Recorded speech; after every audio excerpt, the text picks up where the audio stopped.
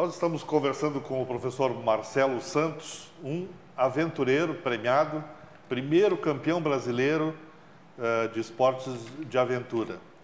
Nós falamos no final do bloco anterior dos países que Marcelo já conheceu, por onde ele passou competindo. Marcelo, conta um pouco para a gente dessa andança por esses países todos, que prêmios tu trouxeste, enfim, como é que foi? Assim, eu tive um momento da minha vida que eu me separei da minha mulher, depois eu casei de novo, né, com a mesma. Então, durante uns 5, 6 anos, eu fiz realmente, eu vivi o esporte de aventura. Então, eu viajava direto, eu tinha aí uma média de entre 20 a 24 provas que eu participava por ano. Era um ritmo para esse tipo de competição, para esse tipo de prova, que as provas menores duram em torno de 8 a 10 horas. Então, assim, para pessoas comuns isso já é um absurdo, né? Uma prova pequena, como eu estou chamando, durar 8 ou 10 horas. Até as provas longas, que daí duravam em torno de 5, 6 ou até 7 dias. Então, eu me mantive durante esse tempo num ritmo bem alucinante, bem frenético e me mantinha sempre muito em forma. Eu tive muitos apoios também de amigos, de empresas, né? Também não seria possível, porque é um esporte que ele é um esporte caro, porque ele é um esporte que tem mais de uma modalidade. Então, tu tem que correr, tu tem que pedalar, tu tem que remar, tu tem que dominar a parte de técnicas verticais, tu tem que nadar, tu tem que saber orientar com mapa e bússola. E é um esporte que ele vem crescendo muito, tanto no Brasil como no mundo. Então, a questão dos equipamentos vai evoluindo muito. Então, para um esporte que às vezes pode durar 7 dias, a questão do equipamento faz muita diferença. Então, tu ter um equipamento mais leve, mais resistente, mas ao mesmo tempo também isso tem um custo, né? Tu tem que investir, né? Graças a Deus eu tive muito apoio de empresas, mas lógico, saía bastante dinheiro do bolso, né? Sim. Graças a Deus eu não precisei nunca viver desse esporte. Eu tinha já minha profissão, conseguia me sustentar, sou realizado já profissionalmente. E foi muito legal, porque na verdade eu acabei fazendo um turismo de uma forma diferente, né? Conhecer lugares no Brasil, como a Chapada dos Veadeiros, a Serra dos Órgãos, os Lençóis Maranhenses, praticamente quase todo o Brasil, a Amazônia. Nós temos imagens disso, né? Sim. Outros lugares do mundo, África. Na verdade, eu acabei conhecendo, né, de uma forma como talvez as pessoas não fossem conhecer, né, que é tu ir lá no lugar que ele é inóspito mesmo, né, que o cidadão comum ele não vai ir lá. Sim. E são provas, lógico, que oferecem um certo risco, né. Então, tu tem que estar muito bem na questão física, tu tem que ter treinamento em diversas outras qualificações, como resgate, primeiros socorros, auto-socorro, noção principalmente de orientação, que é uma coisa que faz muita diferença. Então, as provas às vezes acontecem, essas provas mais longas, elas não param, elas vão seguindo de manhã, de dia, de noite, estando frio, estando calor, estando chovendo, estando com neve ou sem neve. A prova vai acontecendo, ela nunca é cancelada, né? Sempre vai seguindo e tu tem que enfrentar aquelas condições com as tuas habilidades. Qual desses países assim foi a maior dificuldade para competir? Assim, a prova que eu me lembro que foi assim desafiadora foi a prova na África, que durou 7 dias. Que lá a gente pegou temperaturas de negativa durante a noite e 45 graus durante o dia. Então a gente tinha uma variação de mais de 40 graus no mesmo dia. No mesmo dia. Então, e passamos por lugares que passava horas e horas e tu não enxergava uma casa, uma pessoa, ninguém. A gente até teve uma situação que nós, eu e minha equipe, né, porque esse esporte ele é em equipe, são 4 pessoas. Tem que ter dos sexos, tanto homem e mulher. No nosso caso eram 3 homens e uma mulher. nós erramos na programação de alimento e a gente ficou sem comida. A gente teria uma caixa de reabastecimento que a gente encontraria dentro da nossa previsão, nós encontraríamos ela em 20 horas, mas nós levamos mais de 2 dias para encontrar essa caixa. E como faz para E superar aí, isso? era um lugar que tu não tinha recurso, né, de buscar na natureza, né? E a gente encontrou uma tribo. Num lugar que a gente passou, a gente encontrou uma tribo. E aí a gente tentou fazer alguma comunicação com eles, só que eles não entendiam o que a gente falava. A gente tentou fazer os gestos que a pessoa entenderia que está com fome. Tá com fome, nada. E quando a gente fazia isso, eles riam. Riam na nossa cara, não sei se eles achavam que a gente estava brincando. E aí fazendo mímica. Muito engraçado que para a gente fazer eles entenderem o que a gente queria, a gente usou uma palavra universal. Falamos Coca-Cola. Coca-Cola. E aí eles entenderam, daí nos convidaram, eles estavam fazendo meio que um churrasco lá, que não era de gado. A gente até hoje não sabe que bicho que era. Que bicho vocês comeram? A gente até acha que poderia ser cachorro, porque tinha tanto cachorro naquela região. E aí nos trouxeram... Mas àquela altura dos acontecimentos virou filé mignon, né? Sim, não, nós comemos aquilo como se fosse a melhor comida de todas. Daí trouxeram pão, trouxeram chá, trouxeram leite.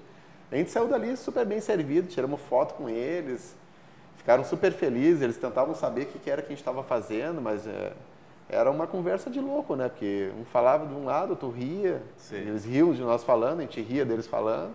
A gente tentava respeitar, né? Porque também a gente não sabia, era uma tribo, né? Não sei daqui a pouco o que os caras... Não sabiam se iam botar vocês na panela, né? E foi até engraçado que a menina que estava com nós, ela não queria muito comer a carne, né? Porque ela estava assim meio... a gente falou, não, come, né? Porque, sei lá, daqui a pouco vão achar que é um desrespeito, né? Sim. Podem ficar meio hostil, é melhor comer, né? Claro. Come mesmo não tendo vontade. Na dúvida vai. Mas eles gostaram muito e dali a gente seguiu o caminho e continuamos a prova. Mas aquilo ali nos salvou. Aquele fato ali nos salvou. Então essa prova foi a prova que foi assim, a mais desafiadora de todas, porque tudo que podia acontecer de errado e de certo aconteceu. Porque ao mesmo tempo que a gente tinha coisas ruins, a gente sempre tinha alguma coisa boa que vinha depois. Então a gente passou nesse momento fome, mas a gente encontrou um pessoal que nos ajudou. Mais adiante também a gente furou várias vezes os pneus das bicicletas, a gente não tinha mais como consertar. E aí passou um carro por nós, quase atropelou nós até, daí ele deu uma ré, e disse, o que vocês estão fazendo aí? E aí falando em inglês, ele falava inglês, né? Era um casal assim bem apessoado. Aí eles perguntaram o que estava acontecendo, nós falamos o que tinha acontecido. Eles não, espera aí que eu já volto. Ele deu um jeito de ir numa cidade, conseguiu uma loja de bike e ele trouxe umas câmeras para nós de presente. E aquilo nos fez de novo entrar na prova, porque a gente não tinha mais, a gente estava a 50 quilômetros do lugar mais próximo. Então essa prova foi assim, parece que até foi um sonho, né? Que as coisas iam acontecendo. E chegava ao final. E chegamos ao final. De 42 equipes, acho que a gente ficou em 14º nessa prova. Tá bem colocado. Mas assim, até a grande maioria das equipes até desistiu. Nós somos, acho que nem 20 equipes completaram essa prova toda. Nessas andanças todas, além do prêmio de campeão brasileiro, alguma outra premiação? Eu ganhei todos os circuitos que teve aqui. Circuito gaúcho, catarinense, paranaense, fui campeão paulista. Tua casa está cheia de medalhas e troféus. Nem tem mais, tem uma parte num clube, outra parte na minha casa, outra parte na casa da minha mãe. Está espalhado por tudo, né? Assim, e o fato aquele que aconteceu de campeão brasileiro foi isso mesmo, né? Tipo, eu cheguei no aeroporto sozinho, como se nada tivesse acontecido, né? Mas daí a gente entende, é um esporte amador, não tem a mesma repercussão. Sim. Aí a grande mídia não interessa. Não interessa. E, na verdade, o atleta passa desapercebido. Quem vive esse meio, as pessoas que estão ao meu redor, quem vive dentro disso, é que sabe. Tu tem reconhecimento daquele público seleto ali, né? Sim. A mais recente aventura foi agora no Carnaval, né? Foi aquática, né? Vocês foram tu e um colega, de Porto Alegre a Torres de caiaque? Isso. De caiaque. O que deu fazer isso? Era um sonho? Isso era um projeto que eu já tinha 10 anos. Porque nós tínhamos uma casa numa daquelas praias ali perto de Tramandaí. E desde criança a gente ia visitar aquelas lagoas que ficavam atrás. E eu sempre ficava pensando, ninguém vem nessas lagoas, né? Todo mundo vai para o mar, ninguém vem para cá. E eu cresci pensando nisso, né? E aí depois, quando eu remo num clube chamado GPA, já fazem 11 anos. E eu tive a oportunidade de várias vezes pegar o caiaque, de ir até Ipanema, de conhecer alguns lugares. E um dia eu pensei, mas será que é possível juntar essas lagoas? Aí eu busquei na história, fui olhando e vi que teve uma história de uma guerra aqui no Rio Grande do Sul, que foi uma guerra muito famosa, que foi dos lanchões lá, do Seival e com Giuseppe Garibaldi, que ele tinha usado uma rota para chegar lá em Laguna e ganhar a guerra lá contra os republicanos. Aí eu olhei, comecei a ver, botei no Google e percebi que, não, mas isso aqui tudo junta. Aí fui traçando o trajeto, fui estudando, nunca conseguia, na verdade, botar em prática, porque como estava competindo muito, sabia que isso ia precisar de bastante tempo também, foi protelando. Aí esse ano, como eu decidi que esse ano eu não vou competir, eu pensei, vou botar em prática. E eu já vinha estudando esse trajeto há muito tempo, indo de carro, ia de bicicleta, pesquisei todos os possíveis lugares para ver onde é que eram as passagens das lagoas, porque são mais de 20 lagoas que se interligam da Lagoa dos Patos, Lagoa do Casamento, até a Lagoa de Itapeva, em Torres. E aí vi que era possível, só que era um negócio que tinha um certo risco de fazer sozinho. Então daí eu convidei uma pessoa que era bem preparada também, um amigo meu de Florianópolis, e nós contamos com o apoio de várias pessoas. Eu tive um outro amigo, dois amigos que nos acompanharam no primeiro trecho de barco. Eu tive o apoio da família de carro, que eles iam nos buscar em alguns lugares e depois no outro dia nos largar de novo para a gente prosseguir. E quanto tempo levou essa travessia? Deu 5 dias. 5 dias. E o total deu 260 quilômetros de distância. E, na verdade, a nossa previsão era fazer em 3 dias, né? A gente acabou levando mais tempo, porque, na verdade, a gente não contou com algumas coisas. Nós temos imagens também que vamos mostrar. E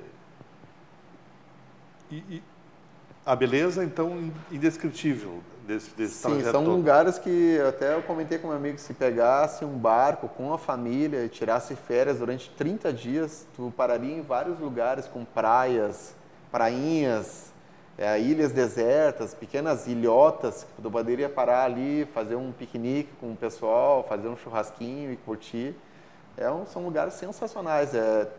Tem alguns pontos que a gente não via, na verdade, ninguém, não tinha uma pessoa, só a natureza mesmo, só a água, as árvores, os animais, sem contato algum. E saiu de onde em Porto Alegre? Saiu do GPA, a gente fez toda ali a lagoa, toda a parte norte da Lagoa dos Patos, entramos na Lagoa do Casamento e daí a partir dali, da Lagoa da Porteira até a Lagoa de Itapeva.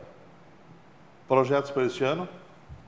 Cuidar da família, a família está crescendo, continuar trabalhando bastante. Do Antônio, que está vindo aí. Antônio, e fazer algumas aventuras também que eu já estou programando. Tipo? Tem uns outros rios que eu quero conhecer, então algumas trilhas que eu quero fazer. E quero fazer muitas coisas com a família também. Eu vi aqui que tu largou a academia?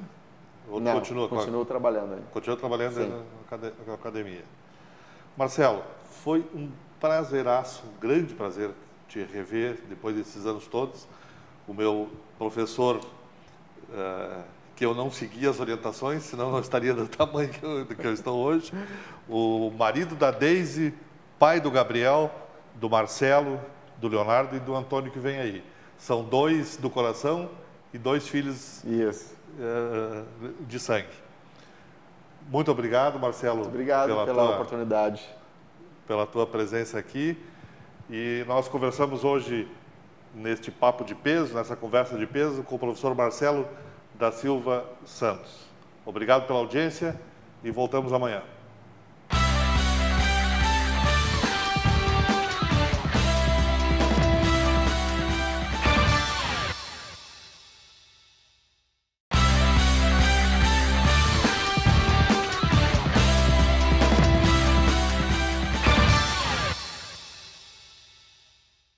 Música